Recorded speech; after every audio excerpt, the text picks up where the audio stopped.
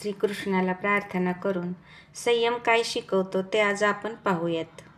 संयम ही जीवनातील एक अत्यंत महत्त्वाची आणि सकारात्मक शक्ती आहे. संयमातून आपण खालील गोष्टी शिकू शकतो. 1. भावनांवर नियंत्रण. रागाच्या भरात किंवा अतिउत्साहात चुकीचा निर्णय घेण्यापासून संयम आपल्याला वाचवतो. आता कठीण प्रसंगात पण शांत राहून विचार करण्यासाठी संयमामुळेच आपल्याला हे साध्य होते. 2. बोलण्यावर ताबा राहतो. कधी बोलावे आणि त्यापेक्षा महत्त्वाचे म्हणजे कधी शांत राहावे हे संयम शिकवतो.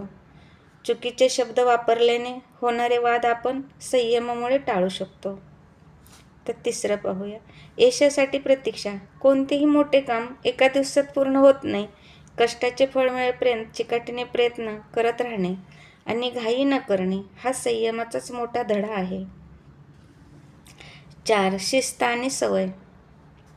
आपल्या मनाला आणि शरीराला चुकीच्या गोष्टीपासून दूर ठेवण्यासाठी संयम गरजेचा असतो. वेळेचे नियोजन असो किंवा आरोग्याची काळजी, संयम असेल तर शिस्त लागते.